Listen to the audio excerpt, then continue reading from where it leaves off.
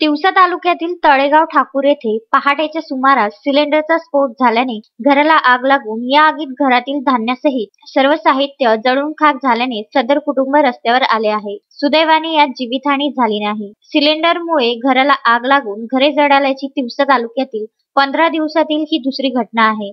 तळेगाव ठाकूर येथील वार्ड क्रमांक 5 मध्ये राहणारे प्रभाकर उत्तम गोमासे हे मोलमजुरीचे काम करणारे कुटुंबीय 27 मार्च रोजी शेतात कामाला जाण्यासाठी पहाटे 4 वाजताच्या सुमारास उठून स्वयंपाकासाठी गॅस सुरू करताच सिलेंडरचा स्फोट झाला।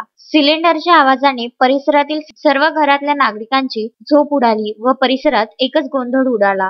पाहता पाहता आगीने उग्र रूप धारण केले होते। परिसरातील नागरिकांनी मिळेल तेथून पाणी आणून व गोमासे यांच्या घराशेजारी असलेल्या पाण्याच्या हौदातील पाणी तात्काळ आगीवर फेकून आग आटोक्यात आणली। मात्र या आगीत अल्पभूधारक गोमासे मंजूर कुटुंबाने आयुष्यात कमावलेली पूर्ण पुंजी टीव्ही, फोन, फॅन, कूलर, गहू, 1 क्विंटल तूर, डाळ, तांदूळ, किराणा सामानासह धान्याची पोठी, 3 पत्रे, घरातील भांडी जळून खाक झाली। आगीची माहिती तिवसा पोलिसांना व तिवसा तहसीलदार यांना मिळताच पोलिसांनी व तहसीलदारांनी घटनास्थळी धाव घेऊन पंचनामा केला। तसेच गावाचे उपसरपंच सतीश पारधी यांनी प्रशांत गोमास या मजूर कुटुंबियांचे घर जळून ते उघड्यावर आल्याची माहिती पालकमंत्री यशोमती ठाकूर यांना दिली। त्यांनी तात्काळ त्या ठिकाणी संसारोपयोगी साहित्य व अन्नधान्य मदत स्वरूपात पाठवून आणखी मदत करण्याचे आश्वासन गोमासे कुटुंबियांना दिले। रामचंद्र मुंदाने, विदर्भ न्यूज, तिवसा।